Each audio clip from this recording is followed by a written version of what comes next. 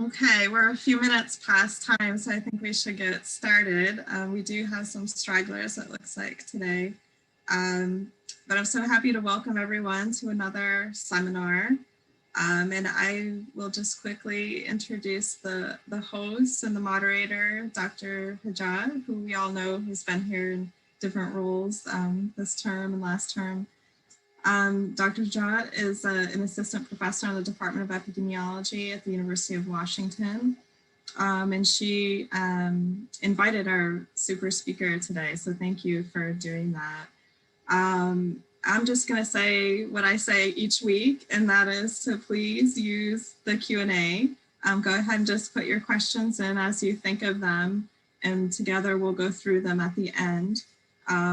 Remember that I will unmute you, so you can just say you have a question. We can do it that way, and I will unmute you and you can just talk directly, and that would be great to hear from you. So with that, I think that's it. I will turn it over, and thank you again to Dr. Hajat and the speaker today. Appreciate it.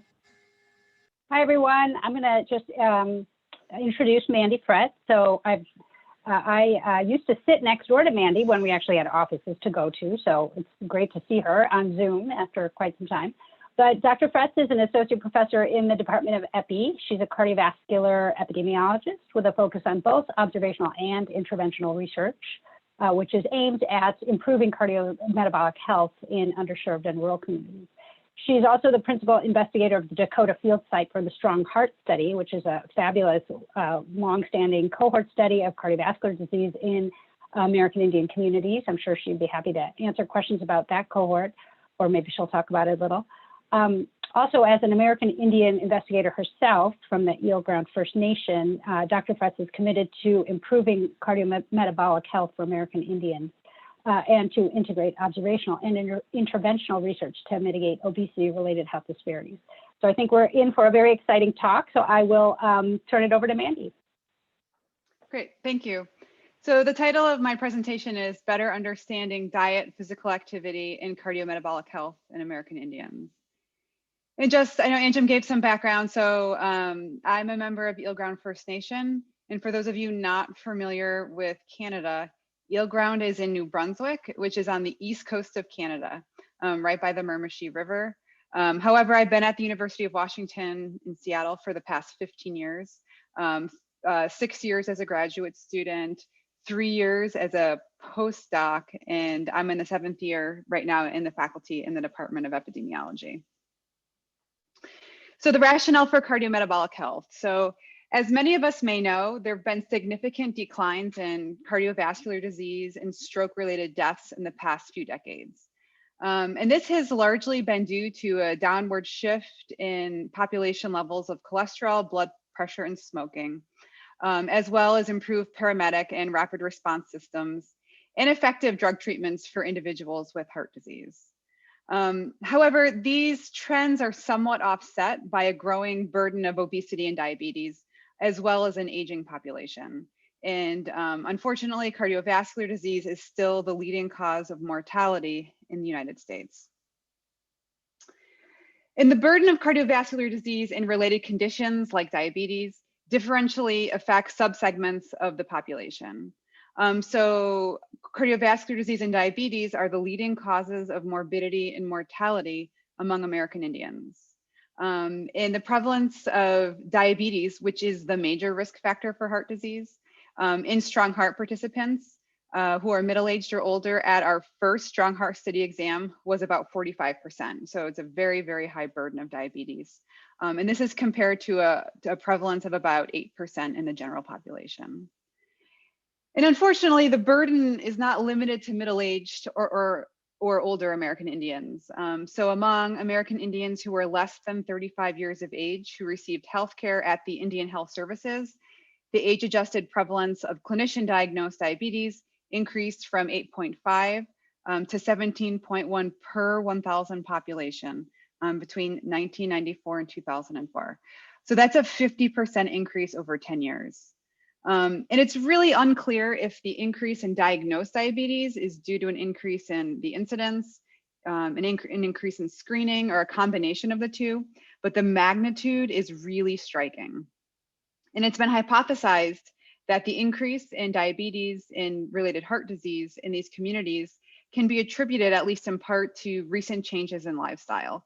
So this includes things like the adoption of a sedentary lifestyle, largely Western diets, including the increased consumption of processed foods, and that, this may explain at least part of the burden of disease in this population. So most of what we know about cardiovascular disease and diabetes comes from, in American Indian people, comes from the Strong Heart Study. And the Strong Heart Study is a longitudinal study of heart disease and diabetes in American Indians, and it's supported by the NHLBI, as well as the Indian Health Services. So there's 12 participating tribes in 4 states. So Arizona, Oklahoma, North Dakota, and South Dakota. And the study was started in the 1980s because at that time, there was really nothing known about heart disease in American Indian communities. And the study can actually be broken up into 2 studies when you conceptualize it. So the original Strong Heart Study comprised about 4,500 American Indian people, and they were middle-aged or older, so between the ages of 45 and 74 years. About 59% were female. And they had 3 exams over a 10-year period between 1989 and 1999. And the exams were pretty extensive. They included things like a personal interview, a physical exam, a laboratory workup, as well as a physical activity and dietary assessment. And then in 2001, the study was reshaped to focus on genetic risk factors for cardiovascular diseases.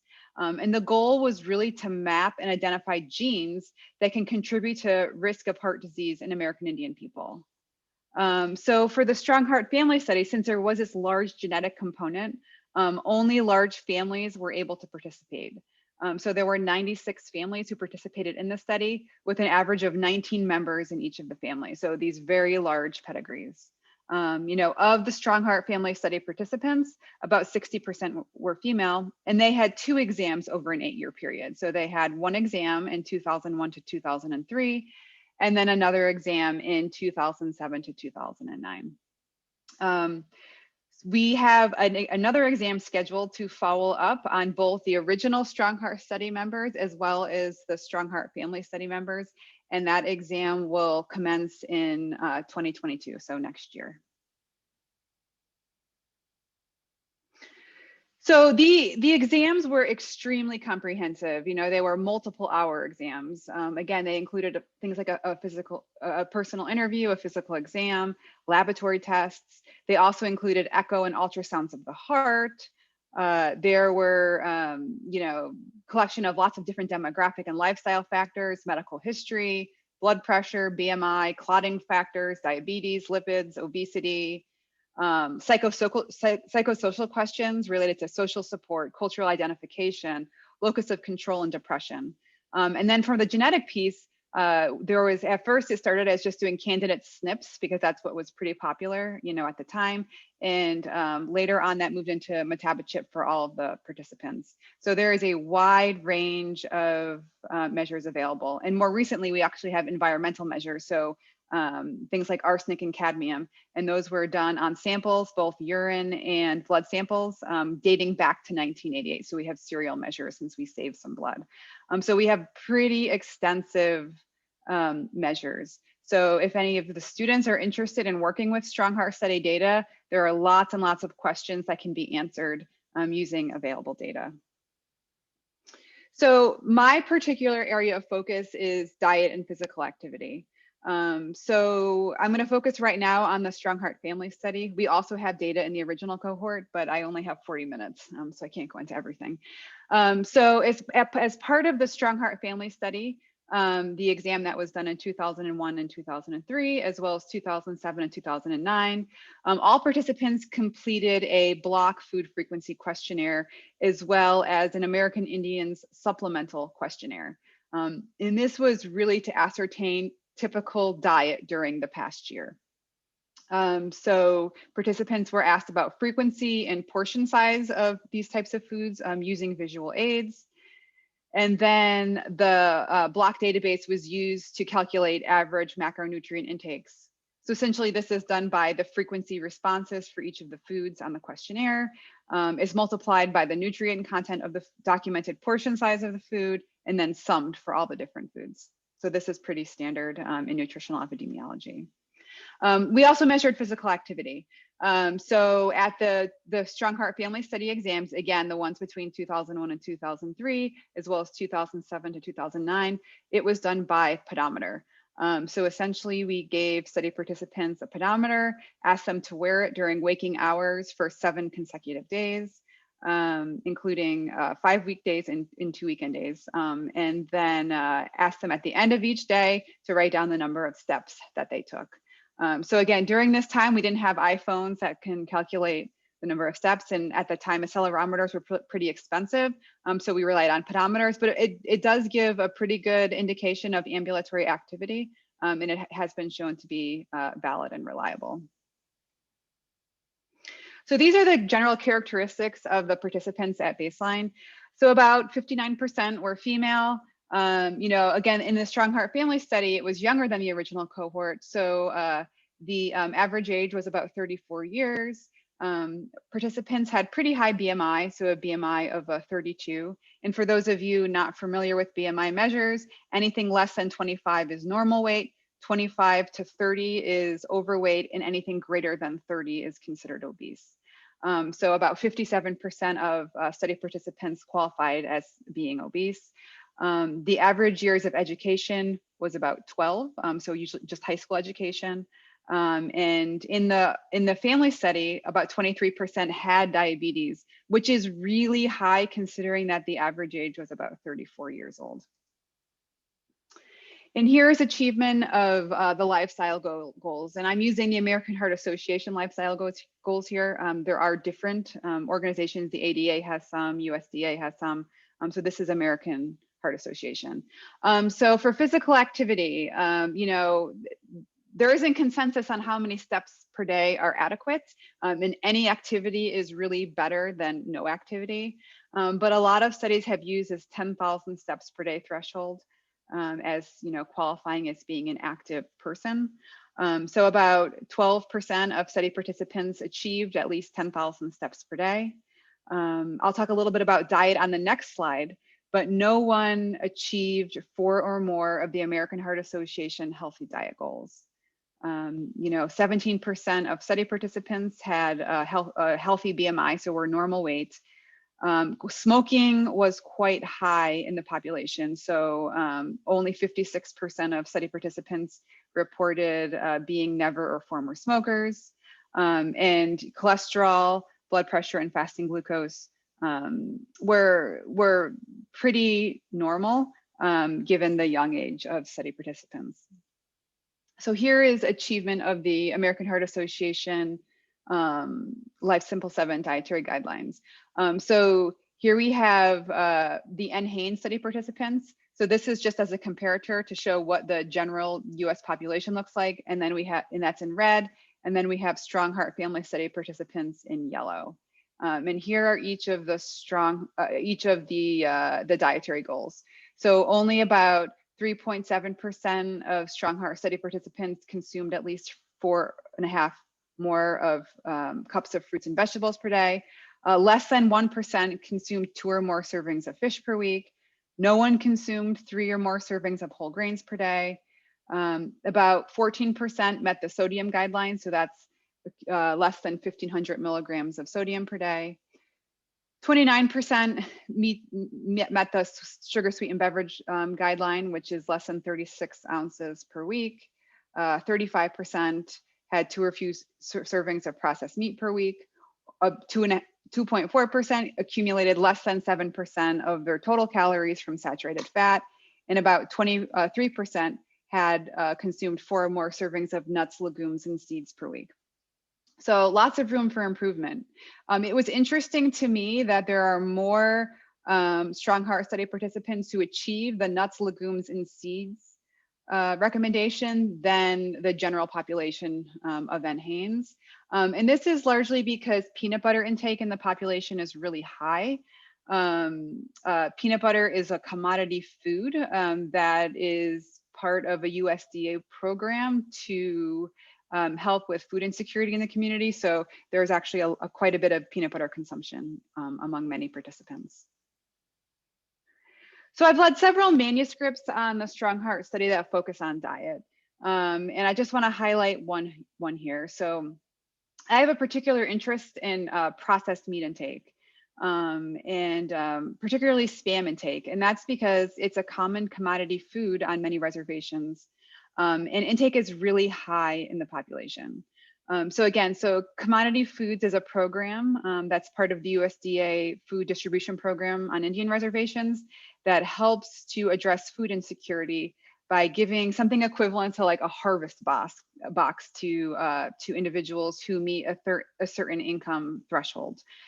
So a lot of folks on reservations have the opportunity to participate in the Commodity Foods program or in the SNAP program, which is the food stamps program. So folks who elect into the Commodity Foods program will go in once a month and receive a box of food. There are some fresh fruits and vegetables, and it's getting better. But historically, it's been largely shelf-stable foods. Things like peanut butter, canned meat, canned fruits and vegetables. So Spam intake is particularly high in the population. So this graph is showing the odds ratio of diabetes according to Spam intake. And here we have the median intakes of Spam. And Spam intake was quite high. So if you look at the quartiles here, so the lowest quartile represents people with no reported Spam intake. The second quartile represents folks who consume Spam on average 2 to 3 times a month. The third quartile represents folks who consume Spam about once a week. And the fourth quartile represents folks who are consuming Spam on average more than once a week with a median intake of about 3 times per week. And as you can see, compared to individuals who never consume Spam, so those are the folks who are in our first quartile, folks who consume Spam the most have a much higher risk of developing type 2 diabetes. And this is even adjusting for education, smoking, alcohol consumption, physical activity, different types of other dietary characteristics, as well as BMI. And it's really unclear why we see this association.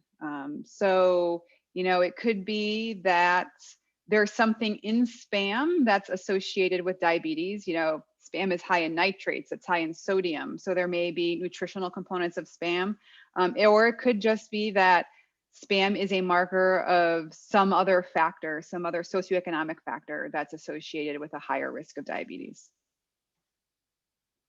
So other Strong Heart study work, if you're interested in learning more about it, that I've led, is on physical activity. I've done some work on the relationship of telomeres, which is a marker of cellular aging, with diet, physical activity, and in a healthy lifestyle. One of my students recently published a paper on dairy intake, so looking at in diabetes, so looking at if there's differences between full fat and low fat dairy on risk of diabetes. Historically, and USDA promotes consuming low fat dairy products, but the science is very mixed about whether low fat dairy products are healthier than full fat dairy products. That was an interesting paper. We've done some work on dietary patterns, mental health, so depression specifically, as well as artificial sweeteners, diet soda intake. We had a student lead a project on magnesium intake, as well as SNPs related to magnesium and markers of inflammation like CRP and IL-6. And then we've also done some work on sphingolipids. It's really across the spectrum: lifestyle, socioeconomic factors, as well as biomarkers. So, the main take-home messages from Strong Heart study. So I feel like, over the past 20 years of work in the Strong Heart study, we have a good sense of the risk factors for cardiovascular disease and diabetes. And from, the results in the Strong Heart study, we can see that there is need for improvement in health behaviors, improving diet, improving physical activity, and lowering obesity. And if we actually look at programs that have been implemented in the communities, so lifestyle modification programs, a lot of them show really promising results. But what they also show is that outside of short-term structured interventions, it's exceedingly hard to maintain, diet and physical activity programs. And we don't really have a good sense of why that is.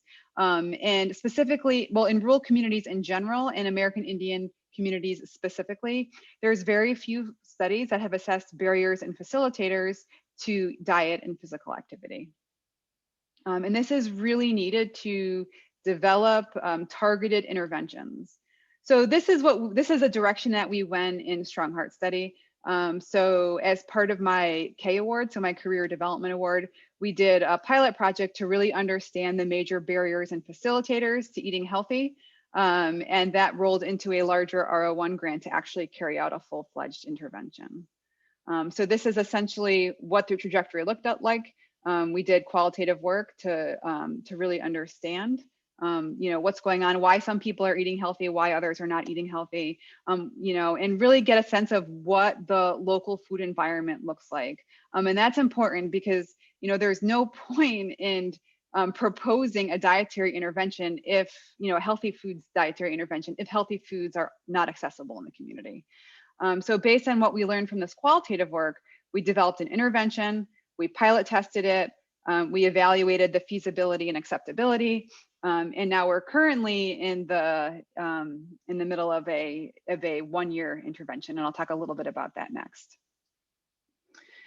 So for feasibility work, so as I mentioned, the Strong Heart Study includes 12 different communities in 4 different states. So for the purposes of and all these communities are different. There's some in the Great Plains and there's some in the Southwest. So what may work in one community may not necessarily work in another community. So for the purposes of what we're doing now, I focused on one Strong Heart Study community with the intention that if this intervention is deemed to be effective, we can adapt it to other communities. So the community that I've been working with very closely for the past few years is the Cheyenne River Sioux community in South Dakota. And what we did as part of feasibility work was, again, really focus on characterizing the local food environment. And we did that using the USDA market basket assessment tools. We also conducted some focus groups and key informant interviews to really understand the decision-making processes underlying family food purchasing patterns. And then we worked in partnership with the community to develop an intervention.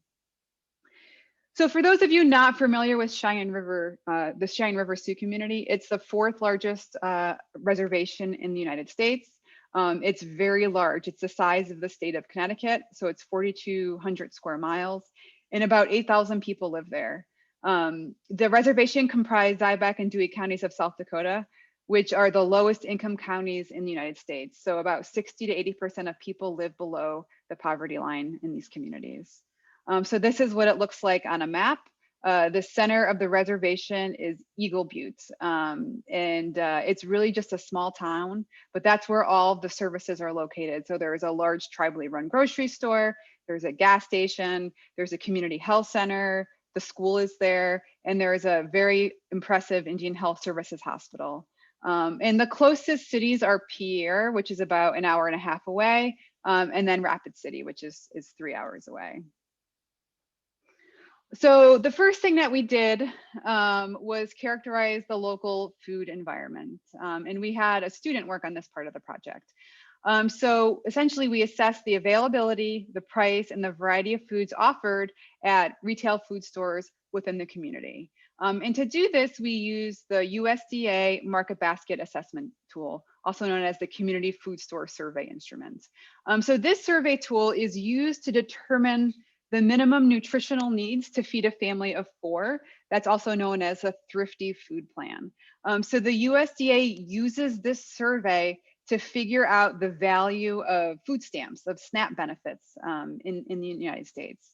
So the instrument comprises 68 common foods, things like bread, apples, carrots, anything that's really needed to prepare a minimally nutritious meal for a family of 4. So we surveyed the grocery stores, the convenience stores, the gas stations, anywhere that sold food. And this picture is just to give you a sense of what the communities look like. So, you know, it's very different than Seattle. So this is the LTM, the Lakota Thrifty Mart. So this is the main grocery store in the community. It's tribally run. The second largest grocery store is called Country Market. And they're actually quite small. They're not like a Safeway or something, or you know, or a QFC or something that you would see here. They're much smaller in size.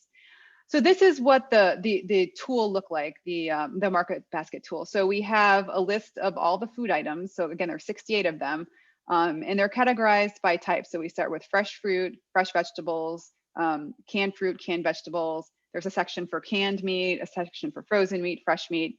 And essentially, we had a student go out into the community and document, you know, the cheapest brand of each of these different foods, as well in the cost of the food. It doesn't take that long to do the survey, but you know, we did all the stores within 90 miles, and this was really just to get a sense of what the food environment looked like. So additionally, we did some focus groups. So we have that objective piece, and now we have a qualitative piece to get a sense of how people perceive their food environment beyond the objective measure. So we had 4 focus groups and 13 interviews with stakeholders. And they really focused on what are the major facilitators and barriers to healthy eating. We had another student fly out and do the focus groups for this project. They were audio recorded, they were uploaded to Atlas, and they were analyzed for recurrent themes. And we use this information to really develop what our intervention for healthy eating would look like. So here are the results. So for the market basket assessment, so we identified 30 stores that sell food within a 90-mile radius of the town center. So there were 15 convenience stores / gas stations. There were 3 dollar discount stores. And you know, dollar stores are actually extremely popular places to buy groceries in this community. There was one large discount supermarket, which was 89 miles away. So that was like right on the border of Pierre, which is the closest city. And that was actually a Walmart. And then there were 11 grocery stores within the 90-mile radius. So we were able to survey all but 2 convenience stores and 1 grocery store. And here are the results of that analysis. So we have convenience stores, dollar discount stores, grocery stores, and then the discount supermarkets. And then here are all the different food items that are included on the market basket. So we have, fresh fruits and vegetables, canned fruits and vegetables, grains. We have the median number of foods available, and then the range of foods available at each of these types of stores. So not surprisingly, most of these foods were not available at the convenience stores / gas stations. So only about 6% of the foods were available. Dollar stores had about 38% of the food items available, but they were mainly the canned foods. So like the canned fruits and vegetables and the canned meats, and then some condiments. The grocery stores and the supermarkets had most of the foods available. So between 92 and 100%. And as far as the price varied pretty drastically across the grocery stores. So the median price of this thrifty food plan, the market basket, was $179 in these grocery stores, and it was $153 in the discount supermarket. However, there was wide variation within the grocery stores. So there were at least a couple of the grocery stores where it was cheaper than going to the Walmart, which was 89 miles away. But it really varied by types of food. So a lot of the canned foods and the grains were much cheaper at the large Walmart, but surprisingly, the fresh fruits and vegetables were cheaper at the grocery stores. So the reason that we did this market basket assessment was really a proof of concept. So in order to have a successful diet intervention, we need to know what foods are available locally and how much they cost. So what we found out was that, you know, at least at the grocery stores, if you can get to one, or the large discount supermarket, the Walmart, you know, there are healthy foods available. There are not healthy foods available at convenience stores and at the dollar stores. And the price of the foods it varied considerably. So again, for focus groups, we had 4 of them. We really focused on the primary household shoppers. And this was because we really wanted to gather information about the key barriers and facilitators to eating healthy for families. And we felt that the primary household shopper would be able to provide the best insight for that. So here are the characteristics of our focus group participants. Most were female. And most were between 30 and 39 years of age. On average, there was about 2.2 adults in the household with a range of 1 to 5, and 3 children in the household with a range of 1 to 6. Education varied widely across our focus group participants. Most lived pretty close to a grocery store. So about 77% lived less than 5 miles to a grocery store, and most shopped a few times a week. Additionally, most had access to a car or a bicycle. So, so there are a few themes that came up, and the external themes were things like cost, availability, and quality, and the internal themes were taste and food knowledge. So cost, so that was a major barrier to eating healthy. So it came up over and over again. You know, many types of fruits and vegetables and meats are expensive. People understand that canned items are cheaper, but they didn't like the taste of them. It also came up that it's really hard to budget for fresh foods for an entire month. You know, a lot of the families who participated in the focus groups also participated in other federal programs, so the SNAP program or the WIC program. And the WIC program, which is the Women, Infant, and Children Nutrition Program, they offer vouchers every month, so for fresh fruits and vegetables. But it was brought to our attention that a lot of people are not using these vouchers. So it was kind of surprising to us that, you know, this is a very food insecure community. People are running out of food by the end of the month, yet they're not using vouchers for fruits and vegetables. And it turned out that a lot of times these vouchers go unused due to challenges in people's ability to convert prices per pound into dollar amounts. And these grocery stores are really busy places, and they don't like to go up, don't like to go up to a cash register and have to put back food because, you know, the fruits and vegetables that they picked out are over the, you know, the $5 or $10 voucher amount. So for cost, this was a quote that had come up on the 10th of the month. Everybody's EPD, and then that's the food stamps, the SNAP program, rolls out at midnight. So on that night, on the 9th, they open the store back up at 11 p.m. until 2 a.m. so you can get your shopping done. Most people have run out of food and are hungry. They are waiting for the 10th. So this really points to the fact that the food stamp program, the SNAP program, it's the USDA markets this as a supplemental nutrition program, but in many communities, and in this community in particular, it's a full nutrition program. So people are only using their SNAP dollars to purchase foods. And when those SNAP dollars run out, people run out of food. So grocery stores know this. So this is a rural community. It's not like Seattle. So grocery stores are not open around the clock. They close, you know, at 9 o'clock. But on this one day a month, when the SNAP benefits on your card are reallocated, they open up, and it's, you know, essentially it's midnight madness is how they describe it, where it's extremely busy. There's long lines because people are trying to, you know, to purchase food because they've run out. Other things that came up were related to cooking skills as well as budgeting. So one participant said a lot of young single moms, they were never taught by their moms. It's not being passed down how it used to be. So just having someone do cooking classes where you can bring your kids and learn new recipes. And then someone said, you know, along with that, then we could have budgeting. So showing people in the class, teach you how to budget money, because that's a big part of it too, is your budget. What can I afford this week? Just try to make it as healthy as possible for your kids. So we also had key informant interviews, and we kind of cast a wide net for this. So we had managers of small and large grocery stores and convenience stores. We had the head of the USDA Commodity Foods Program, the head of the WIC program, the head of food banks, as well as dietitians. And much of what was discussed really echoed the details of what we learned in the focus groups. So people are pretty much buying pre-packaged food that they can heat up in microwaves. The best sellers at the grocery stores were pop and chips. And people really gravitate towards sales on packaged foods rather than fresh foods. And this kind of speaks to, you know, a lot of people don't know how to cook, and that's really been lost through the generations.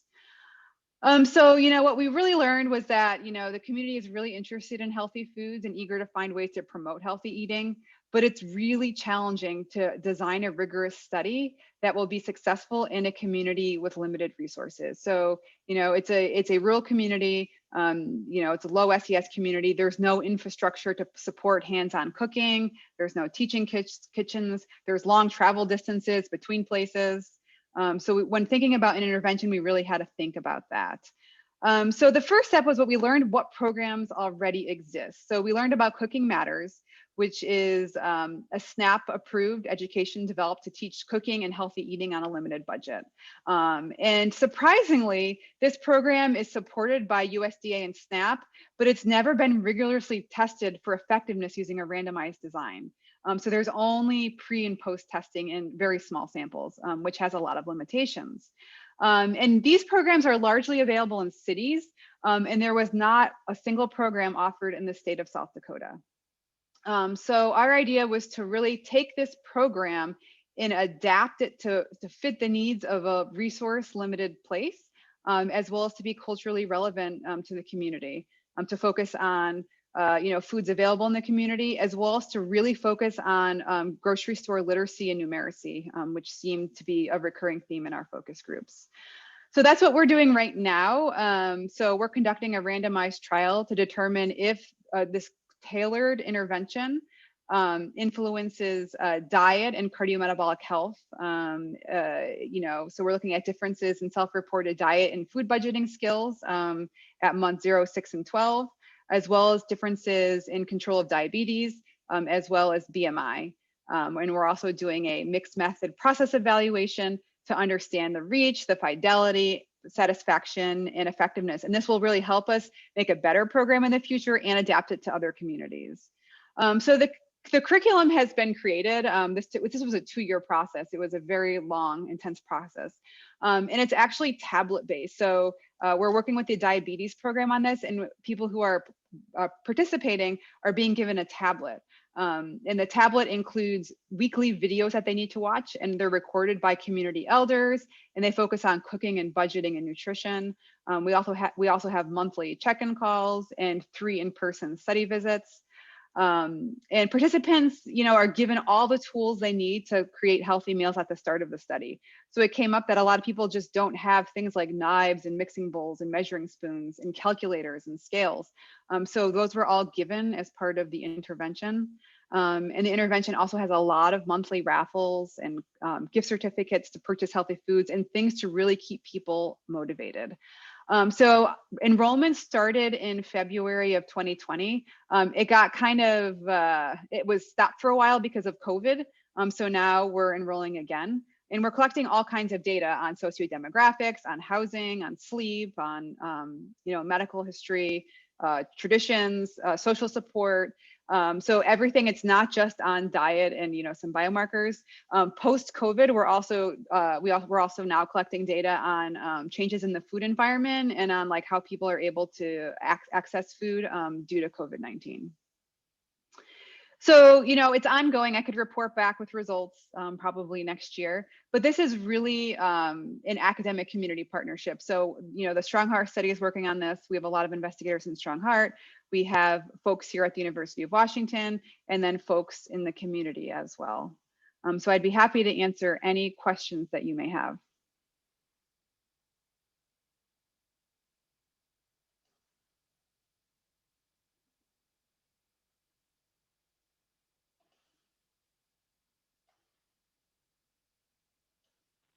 Sorry, I was having trouble finding my mute button. Thank you, Mandy. That was super interesting. I will start us off with a couple questions first as we wait for some of the audience members to put their questions in the Q&A box. So just a couple of different things. You had mentioned how there is oftentimes, difficulty with when you do a physical activity or a diet intervention to maintain it long term, which, in some ways makes sense because this stuff is hard, right?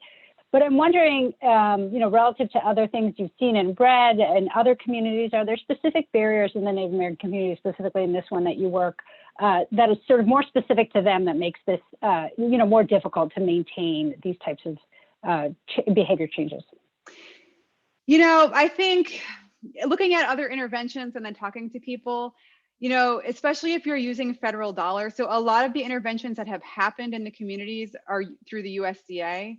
And they would have interventions that would do cooking, but it would really just be watching someone cook, and you can't bring your kids and you can't taste the food. And these are very family oriented communities. So those sorts of things just didn't work. People lacked enthusiasm for going to watch someone cook. I can't bring my kids, I can't eat the food. So those sorts of things, that was a major barrier. I feel like a lot of other programs focus on individuals specifically, and don't have the family component. Like in our intervention, we have contests that involve the entire family. So I think really focusing on families, on the community, is important. It hasn't really been done as well. And again, the barriers are different. They differ by community. So, when we were thinking about what types of interventions we can do, we wanted to see what existed. And it was like, oh, well, there's nowhere to have cooking classes in the community. It's people aren't going to drive once a week, you know what I mean? Because they live, 50 miles from from Eagle Butte. So it was challenging. I think that for us in the sustainability piece, which is a really important question, because I feel like, especially in American Indian communities, a lot of research studies are done, and then we're on this 5-year grant cycle. And then when the funding ends, the intervention ends, and then people are not any better off than they were 5 years ago. So what we did for our intervention is we're working specifically with the adult diabetes program.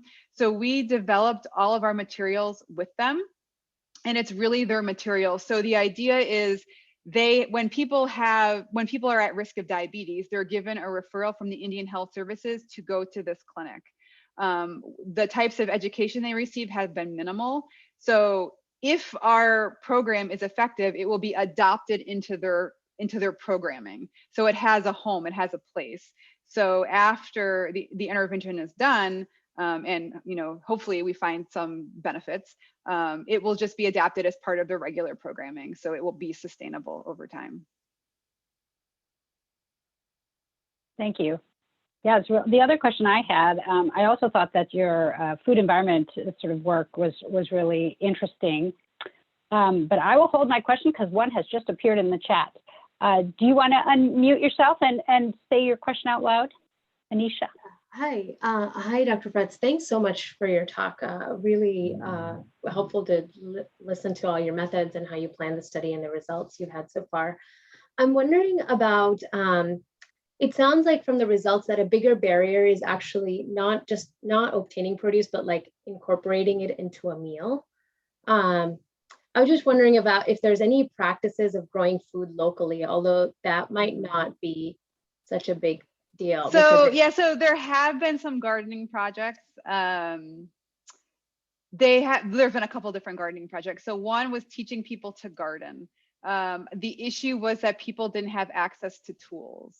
So right now the community is in the process of developing like a tool library, essentially, where people can go borrow a tiller or go borrow a shovel or get seeds. The growing season is really short in South Dakota. So right. It's limited, but people do garden in the summer.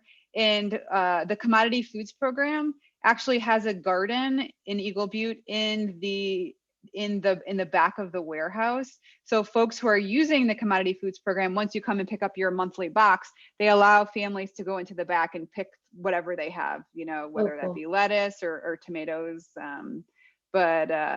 But yeah, it's been challenging. And I just think it's, again, resource limited communities. It's, growing your own food and gardening requires, it requires tools, it requires water. And sometimes those things are not available, but, we have to think about creative solutions, because I agree. I think that, local foods is important. There's also this push towards food sovereignty. So there, in our curriculum includes that a little bit. I think it needs more of it. But it's, things like gathering food. So, certain things or certain berries that just grow wildly, on the prairie, and just like teaching younger generations about these foods, how to prepare them, how they can be incorporated into meals. And there's a very large interest in that, and kind of bringing back, traditional foods to the community. Wow. Interesting. Okay, thank you so much. Yep.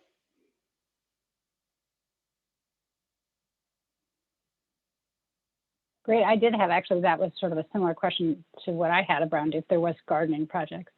But one other thing I was also thinking about is, it sort of was a theme throughout, is that different communities need different solutions. And I'm wondering, sort of stepping back from that, a broader question, at the beginning you had presented the AHA lifestyle goals, but isn't it also maybe possibly true that some of the goals that we should be, trying to reach for would also differ a little bit based on community and, the sort of culturally what they used to eat and what they do eat. And, is it always fair to use this sort of a standard and say, you're doing a really bad job with your, 6 vegetables a day or whatever it is, Absolutely. When it's, yes. Yeah. Yeah. So I think that's the problem with USDA in general, and, some American Heart Association, all these guidelines, is they have these blanket guidelines. And they try to get around it by focusing on food groups rather than specific, foods. So things like, you can have fruits. They don't say you have to eat apples. You could have whatever grows locally or whatever, traditionally, like you would like to eat. But yeah, there are issues around that. These goals, in that the way they are written are created for like the majority. And not necessarily subpopulations, and that can actually be discriminatory because people don't speak to people. You know what I'm saying? Like, you see these goals and you're like, okay, well that's not about me. That doesn't chime with the types of food that I'm eating. So I agree, there has to be more modification of these sorts of goals to kind of cater to subpopulations, because otherwise we're not, it's like speaking different languages. Change is not going to happen if goals are not resonating with them. Definitely.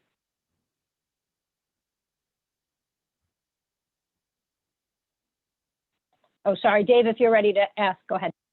Yeah. Hi, Mandy. I'm Dave Krombowski. And just a quick question. When you were talking early on about the Strong Heart study, did the participants of the study receive financial incentives or other kinds of incentives to sustain their participation and in such in-depth data gathering efforts? So yeah, the study has been ongoing in the community since the 80s, and the participants are extremely dedicated to the study. So when they come in for the exams, we give them a financial incentive. It's not very much. I feel like it's on the magnitude of $50 or $70, and that's for a full day of tests, as well as that's what they have to get there. So transportation costs. So it's really kind of minimal.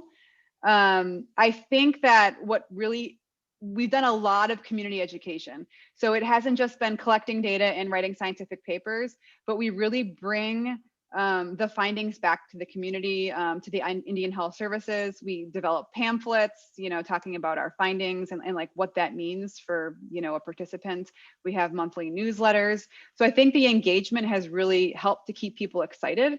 Over time, attrition has been really minimal. So aside from people who have passed away, it's been in the high 90s, the number of people, but it's also required a lot of effort on the staff time.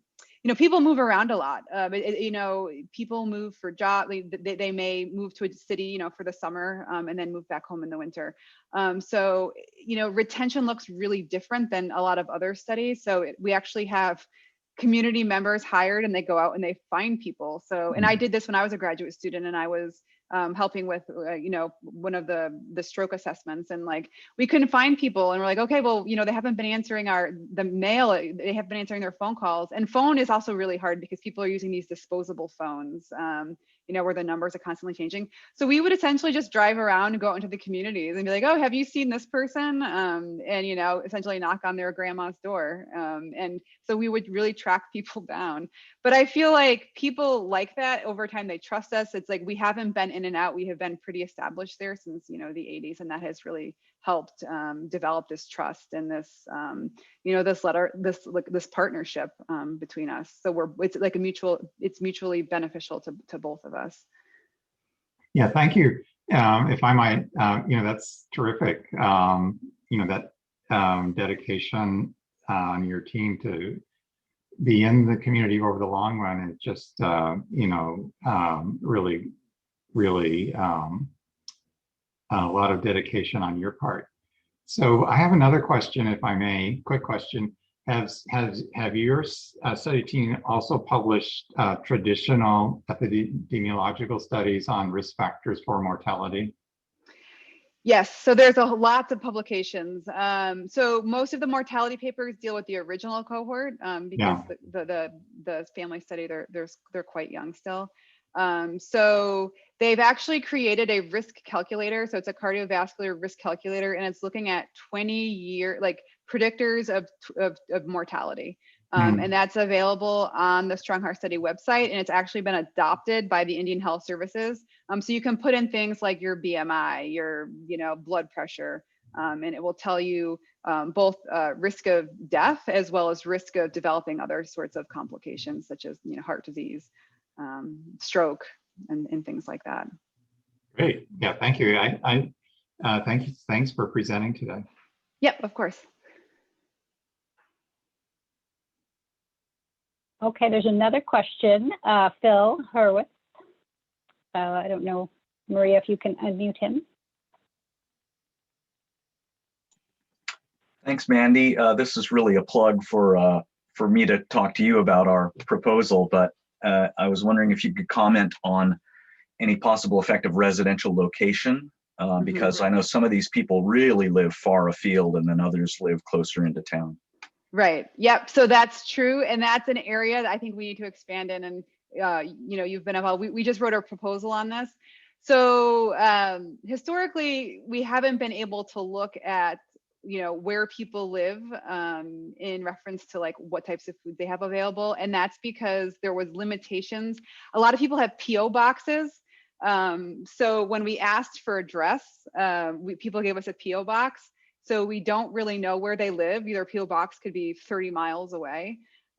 So in the next iteration, hopefully at this upcoming exam in 2022, we wrote a grant where we can actually have people look at a map and, write down where they live. And so that we can do some geocoding and see, if place matters and how much it matters. So that's something that's been missing from Strong Heart Study that we really need to kind of grow into.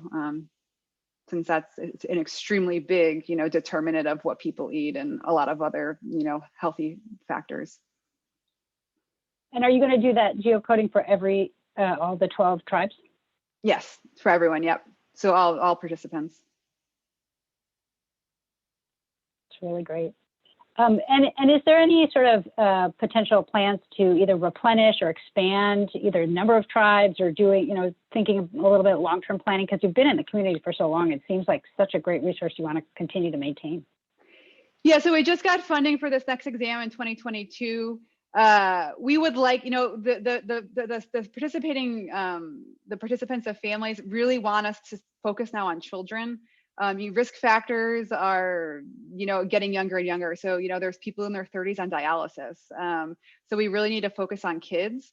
So there's plans to move into this area, to focus on like kind of like a family of family studies. So it's like the next generation of Strong Heart Study, as well as to focus on elders. So, mortality rates are high. So in like Cheyenne River, the average life expectancy is like in the low 50s.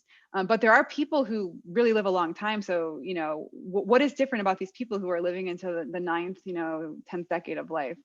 So focus on children as well as focus on elders. So those are ideas that we have, in our heads. We haven't actually written any grants on those yet. But there's lots of opportunities. There's lots of opportunities for collaboration.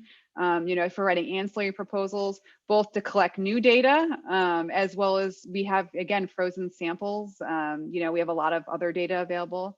And we're really open to collaborating with lots of people. There's too many questions that need to be answered and not enough people to like help answer them is what it always happens to be. It's a perpetual challenge for sure. I was going to ask a question if that's okay, Mandy. Sure. Thank you so much for a great presentation. Well, I thought there were a couple directions that you might be going at the beginning, especially when you're talking about peanut butter and Spam and some things that are like the composition of the diet that if you could target might have a big impact. So I was sort of wondering if that was a potential direction, as well as sort of like meeting people where they're at, which you talked about a little bit, but in terms of just choosing things that are more convenient is understandable. So could we make those things healthier? Right. We yeah. get that bump where they're stressed because they're like have to go to the store in the middle of the night and that sort of thing. It seems like there's lots of things there. Yeah, so our curriculum does that a bit, because it's like we had to focus. Some people don't even have a working stove, you know what I mean? So it's like, how do you do a diet education, like cooking, hands-on training with folks who, some people may have a working stove, some people might not have a fridge, so we kind of adapted it. So we, for each of our modules, so it's a year long, there's like, microwave cooking, cooking with a stove, how to make like kind of instant foods, like things like ramen noodles healthier. So kind of, again, I agree. I think small goals is what's important. If you tell people to go out and follow AHA Life Simple 7, like Angela was saying, it might not necessarily resonate with them, but it's just not practical for a lot of people. So small changes is what matters, over the long term, and you're likely to stick with things if they're smaller.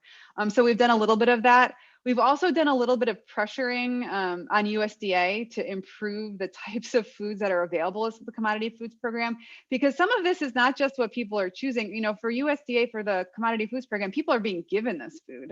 They don't have a choice necessarily. Government change, I'm sure, as a lot of you know, is extremely slow. So when we try to pressure USDA about Spam, they're like, oh, well, now we're offering low sodium Spam. So it's like, well, is that a step in the right direction? I guess kind of, but they're also they're offering like buffalo, so things like more frozen meats that are traditional. But I think another issue is that you can only pick up this this harvest box once a month. So even if you have some fresh food, some frozen is probably fine, but they really just need to revamp that whole idea of just getting food once per month, because it's really hard to have a healthy diet with fresh produce if you're only allowed to come in once a month. But yeah, I agree. There's lots of different directions. Again, so many questions and so many things that we need to work on. Great. Well, it looks like, Maria, I think we are out of time. Yes. Thank you so much, Mandy. This has been super interesting and just great. And I got a chance to learn a lot more about your work than I usually do. So thanks. Great. All right. Well, thank you. Thank you, Dr. Fretz and Dr. Hajat for hosting. All right. Well, take care, everyone. Thank you for attending.